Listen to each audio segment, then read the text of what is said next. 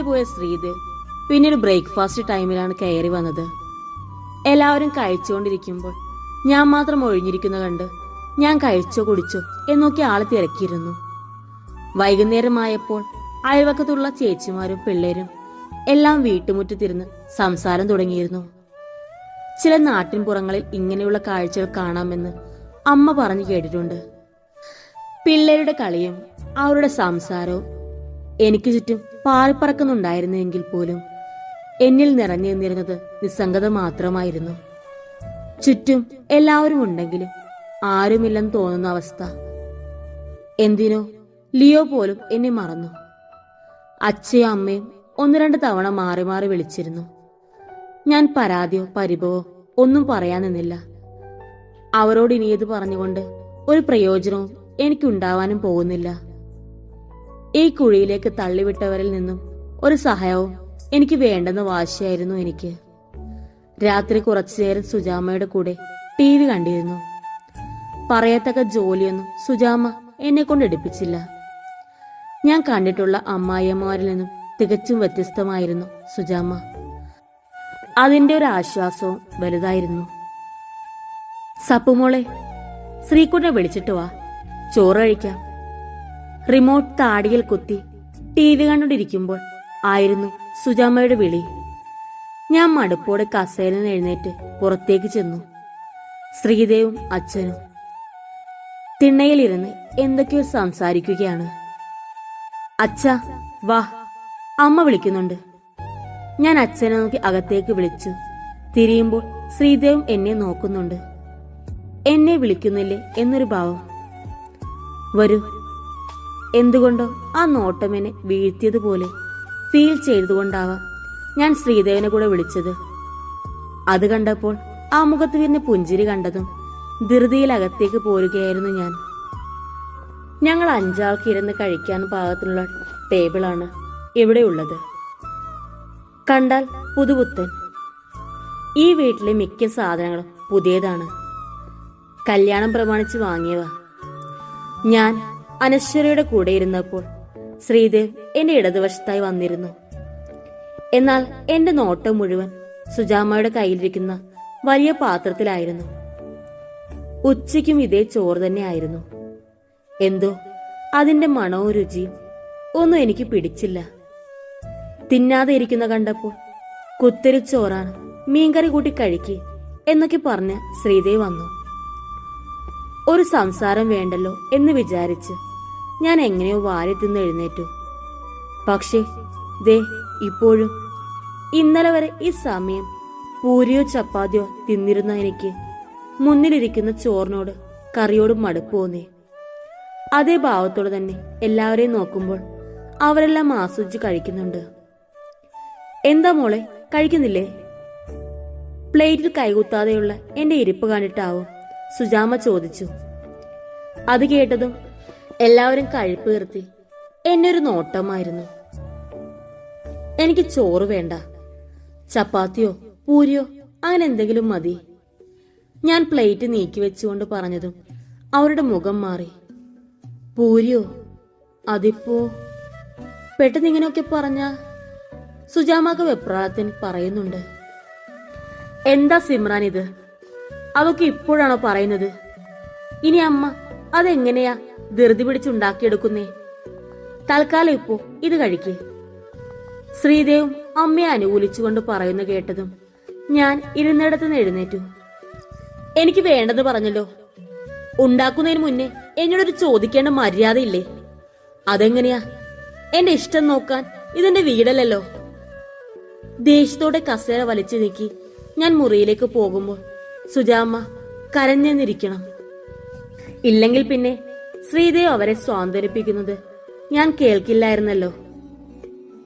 മുറിയിൽ അങ്ങോട്ടും ഇങ്ങോട്ടും നടക്കുമ്പോൾ ഇടയ്ക്കിടയ്ക്ക് വാതിൽ തലചേർത്ത് ചെവി കൂർപ്പിക്കാനും ഞാൻ മറന്നില്ല.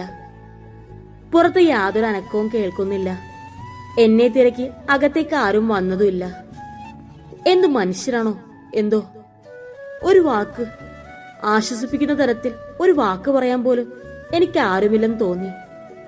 ആ ദേഷ്യവും സങ്കടവും തീർക്കാൻ ഞാൻ കണ്ടുപിടിച്ച ഒരാൾ മാത്രമായിരുന്നു, ശങ്കരനെ. വിളിക്കാൻ കാത്തിരുന്ന പോലെയായിരുന്നു അവൻ ഫോൺ എടുത്തതും. ശങ്കര. കോൾ എടുത്തതെന്ന് മനസ്സിലായതുപോലും ഞാൻ ഒറ്റ വിളിയായിരുന്നു. എന്താടി, എന്തു പറ്റി? എന്റെ ശബ്ദത്തിലെ മാറ്റം തിരിച്ചറിഞ്ഞ പോലെ അവൻ എന്നോട് തിരക്കി. അതോടെ എനിക്ക് സങ്കടം കൂടി. എനിക്ക് അവനെ കാണാൻ തോന്നി.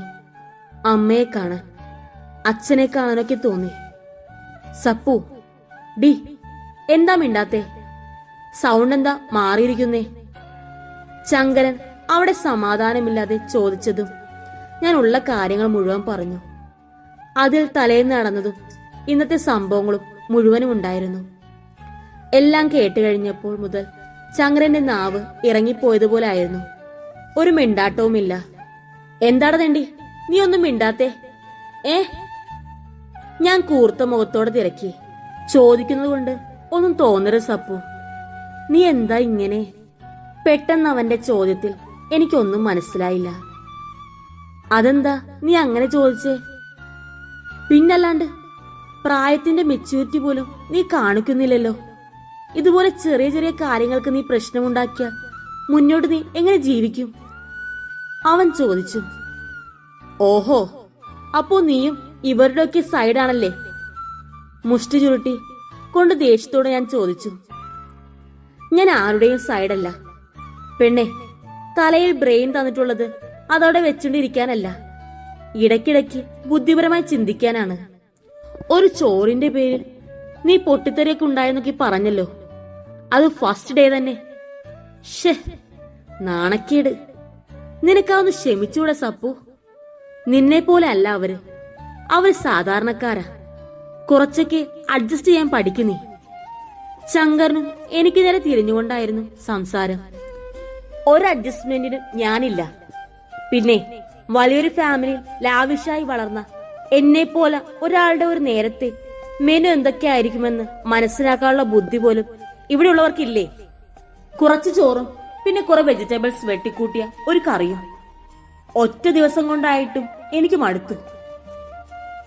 അഹങ്കാരത്തിന് ചുവയോടെ ഞാൻ പറഞ്ഞു തിരിഞ്ഞതും വാതിൽ തുറന്ന് അവിടെ തന്നെ നിൽക്കുന്ന ശ്രീദേവിനെ കണ്ട് ഞാൻ തറഞ്ഞു നിന്നു. നീ ഇത് എന്നോട് പറഞ്ഞത് പറഞ്ഞു. നിന്റെ അച്ഛനോ അമ്മയോ ഒന്നും കേൾക്കേണ്ടട്ടോ. തലക്കിട്ട് ഒന്ന് എപ്പോ തന്നെ ചോദിച്ചാ മതി. മറുവശം അതും കൂടി പറഞ്ഞ് ശങ്കരൻ എന്നെ ശാസിച്ചുകൊണ്ട് കോൾ കട്ട് ചെയ്തത് അറിഞ്ഞിട്ടും ഞാൻ ഒരേ നിൽപ്പ് തന്നെ ആയിരുന്നു. ഇത്രയും നേരം ഞാൻ സംസാരിച്ചെല്ലാം ശ്രീദേവി കേട്ട് കാണുമോ എന്ന ആശങ്കയിൽ. അയാൾ നിന്ന നിൽപ്പിൽ ഒന്നാന് ശ്വാസം വലിച്ചുകൊണ്ട് വാതിലടച്ച് കുറ്റിയിട്ടു. പിന്നെ കയ്യിലുണ്ടായിരുന്ന ഒരു പൊതി കൊണ്ടുവന്ന് എനിക്ക് അരയിൽ ടേബിളിൽ വെച്ചു. പൂരി കിട്ടിയില്ല, ചപ്പാത്തിയും. അതുകൊണ്ട് പൊറോട്ടയും ചിക്കനും മേടിച്ചു. ഇനി ഇതും കഴിക്കാൻ പറ്റുമോ ഇല്ല എന്നൊന്നും എനിക്ക് അറിഞ്ഞൂടാ. സിമ്രാൻ, ഇഷ്ടമുണ്ടെങ്കിൽ കഴിക്കാം. അയാൾ പറഞ്ഞപ്പോൾ ഞാൻ ഞെട്ടലോടെ ആ പൊതിയിലേക്ക് നോക്കി. എനിക്ക് വേണ്ടി വാങ്ങിച്ചു കൊണ്ടുവന്നതാണോ ഇത്? പിന്നെ തന്നോടൊരു കാര്യം, അമ്മയോട് അങ്ങനെയൊന്നും ഇനി സംസാരിക്കരുത്. എന്റെ അമ്മ മനഃപൂർവ്വം അല്ല. താൻ ഇന്നലെ കയറി വന്ന പെണ്ണാണ്. തന്റെ ഇഷ്ടങ്ങളൊന്നും അമ്മയ്ക്ക് അറിയില്ല. തന്റെ ഇഷ്ടങ്ങൾ ചോദിച്ച് മനസ്സിലാക്കാനുള്ള കടമ അമ്മയ്ക്കും ഉള്ളതുപോലെ സൗമ്യമായി അത് പറഞ്ഞു കൊടുക്കാൻ തനിക്കും ശ്രമിക്കാമായിരുന്നു. പിന്നെ ഇതിപ്പോൾ തന്റെയും കൂടെ വീടാ. സ്വയം എന്ത് തോന്നുന്നോ അതൊക്കെ ചെയ്യാം. ഇഷ്ടമുള്ള ആഹാരം അടുക്കളയിൽ കയറി ഉണ്ടാക്കാമല്ലോ. ആരെ ആശ്രയിക്കേണ്ട. അങ്ങനെയൊക്കെ അല്ലേടോ ഒരു കലഹമില്ലാതെ നോക്കുന്നത്. വെറുതെ എന്റെ അമ്മയെ കുറ്റപ്പെടുത്തരുത്. അമ്മയെന്നല്ല, ആരെയും. ശാന്തമാണെങ്കിൽ പോലും അയാളുടെ സ്വരത്തെ വല്ലാത്ത മുറുക്കമുണ്ടായിരുന്നു. അതെന്നിൽ ചെറിയ രീതി പരിഭ്രമമുണ്ടാക്കിയിരുന്നു. ശ്രീദേവ് അതിനുള്ളിൽ പറയാനുള്ളതൊക്കെ പറഞ്ഞ് മുറിയിൽ നിന്നും പോയിരുന്നു. നാവിന് വിലങ്ങ് വെച്ചതുപോലെ എന്റെ നോട്ടവും അയാൾ കൊണ്ടുവച്ച പൊതിയിലായി. അവ എന്നെ നോക്കി കളിയാക്കി ചിരിക്കുന്ന പോലെ. അന്നത്തെ സംഭവത്തിന് ശേഷം ഞാൻ സുജാമ്മയോട് മിണ്ടിയിട്ടില്ല എന്നൊക്കെയാവും നിങ്ങൾ കരുതുന്നത്. പക്ഷെ അങ്ങനെ ഒന്നുമല്ലട്ടോ. ആ വിഷയത്തെക്കുറിച്ച് ഞാനോ സുജാമ്മയോ സംസാരിച്ചില്ല. ഒന്നും സംഭവിക്കാത്ത പോലെ ഞാൻ അവിടെ എടുത്തും പിടിച്ചും നടന്നു. സത്യം പറഞ്ഞാൽ അന്ന് രാത്രി എനിക്ക് ചെറിയൊരു മാനസാന്തരം ഉണ്ടായെന്ന് പറയുന്നതിൽ തെറ്റില്ല. അങ്ങനെയൊന്നും പറയേണ്ടിയിരുന്നില്ല എന്ന് എന്ന് വെച്ച് സോറി പറയാനൊന്നും ഞാൻ പോയില്ല. പറയാനുള്ളത് വായിക്കകത്ത് തന്നെ വെച്ചിട്ടും കാര്യവുമില്ല. പിന്നെ ശ്രീദേവ് എന്നോട് പറഞ്ഞതുപോലെ എനിക്ക് വേണ്ടത് ആരെയും ആശ്രയിക്കാതെ ഞാൻ തന്നെ ചെയ്യുകയാണിപ്പോൾ. എല്ലാം വധുവരന്മാർക്കും ഉള്ളതുപോലെ എനിക്കും ശ്രീദേവിനും ഉണ്ടായിരുന്നു വിരുന്നുപോക്കുകളും സൽക്കാരവും. അയാളുടെ ഫ്രണ്ട്സ്, അന്ന് വന്ന കിഷോർ ഇല്ലേ, പുള്ളിക്കാരൻ സംഘടിപ്പിച്ചു തന്നൊരു കാറിലായിരുന്നു ഞങ്ങളുടെ പോക്കും വരവും. അതെനിക്കുണ്ടാക്കിയ ആശ്വാസം ഒരു കുന്നോളം വലുതായിരുന്നു. കാരണം വിരുന്നു പോകുന്ന കാര്യം സൂചിപ്പിച്ചപ്പോൾ തന്നെ വല്ല ബസ്സിലോ അതോ ശ്രീദേവിന്റെ പാട്ടോ ഓട്ടോയിലോ പോയേണ്ടി വരുമോ എന്നായിരുന്നു എന്റെ പേടി. എങ്കിലും ഉള്ളത് പറയാലോ, പോയ യാത്രയെല്ലാം ഞാൻ നന്നായി ആസ്വദിച്ചിരുന്നു. നേരിൽ കാണാതെ സിനിമകളിൽ മാത്രം കണ്ടിരുന്ന കാഴ്ചകൾ, പച്ചപ്പിറഞ്ഞ ഇടവഴികൾ, റോഡുകൾ, കുന്നുകൾ, മലകൾ, പാടങ്ങൾ ഒക്കെയും ഞാൻ ശരിക്കും എൻജോയ് ചെയ്യുകയായിരുന്നു. അതിൽ ഒരു കരട് ശ്രീദേവായിരുന്നു. ഇടയ്ക്കിടയ്ക്ക് ഓരോന്നും ചോദിച്ചുകൊണ്ടിരിക്കും. ഞാൻ ഒന്നും മിണ്ടിയില്ലെങ്കിലും ഇങ്ങോട്ട് എന്തെങ്കിലും മിണ്ടിക്കൊണ്ടിരിക്കും. എന്തു ചെയ്യാൻ, അങ്ങോട്ട് സഹിക്കാം. ഇന്നത്തെ ദിവസം ഞാൻ ഫ്രീ ആണ്. ഇന്ന് ഇവിടെയും പോകേണ്ട. രാവിലെ തന്നെ അടുക്കളയിൽ കയറി ഉണ്ടാക്കിയ ബ്രെഡും ഓംലേറ്റും പ്ലേറ്റിൽ വെച്ച് ഞാൻ മുൻവശത്തേക്ക് വന്നു. ഈ വീടിന് സോപാനം പോലെ ഒന്നുമില്ല.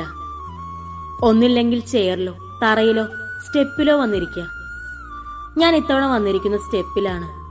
അവിടെ ഇരുന്ന് ചുറ്റും കാഴ്ചകൾ കണ്ട് കഴിക്കുന്നത് ഇപ്പോ എന്റെ ശീലമായി. മുറ്റത്ത് സുജാമ്മ നട്ടുപിടിപ്പിച്ച ഒരുപാട് പൂക്കളുണ്ട്. റോസും മുല്ലയും ഓർക്കിഡും തുടങ്ങിയതെല്ലാം.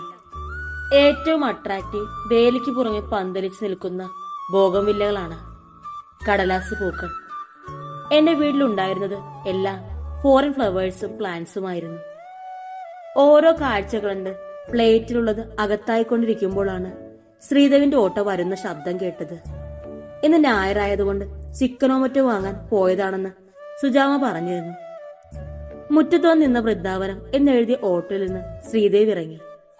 കാവും കൊണ്ടും കറുത്ത ബനിയനുമാണ് വേഷം. കയ്യിൽ ഇറച്ചിക്കവറുമുണ്ട്. എന്നെ കണ്ടപ്പോൾ തന്നെ ചിരിച്ചു. ഞാനും ചിരിച്ചു കാണിച്ചപ്പോൾ അകത്തേക്ക് കയറിപ്പോയി. കുറച്ചു കഴിഞ്ഞ് എനിക്കരികിൽ ആരോ വന്നിരുന്നു. തലചരിച്ചു നോക്കിയപ്പോൾ ദേയിരിക്കുന്നു അകത്തേക്ക് കയറിപ്പോയ മുതല്. രാവിലെ ഈ ബ്രെഡും മുട്ടയും മാത്രം കഴിച്ചാൽ തന്നെ വയറ് നിറയാടോ? ദേ വന്ന ചോദ്യം. ഞാൻ പറഞ്ഞില്ലേ, എന്നെ കണ്ടാൽ മതി അപ്പോഴേക്കും തുടങ്ങും. ഞാൻ എന്നും ഇതാ കഴിക്കാറ്. എന്റെ വയറിന് ഇത് മതി. അവസാന പീസും അയാളുടെ മുഖത്തേക്ക് നോക്കി വായിലേക്ക് വെച്ചുകൊണ്ടാണ് ഞാൻ മറുപടി നൽകിയത്. അത് കേട്ടപ്പോൾ ആള് പിന്നെയും ഒരു ചിരി. എനിക്കത് കാണാനോ അയാൾ അടുത്തിരിക്കാനോ താല്പര്യമില്ലായിരുന്നു. ഞാൻ പ്ലേറ്റുമായി എഴുന്നേറ്റതും പെട്ടെന്ന് അയാൾ എന്റെ കയ്യിൽ കയറി പിടിച്ചു. പോകലെ സിമ്രാൻ, എനിക്ക് തന്നോട് സംസാരിക്കാനുണ്ട്. ഞെട്ടി നിൽക്കുന്ന എന്നോടായി അയാൾ പറഞ്ഞു. അയാളുടെ കരങ്ങളുടെ ചൂട് അപ്പോഴും എന്റെ കയ്യിൽ പതിഞ്ഞിരുന്നു. ഞാനത് പ്രഭാതത്തിൽ അഴിച്ചു മാറ്റാൻ ശ്രമിച്ചതും ശ്രീദേവ് പിടിവിട്ടു.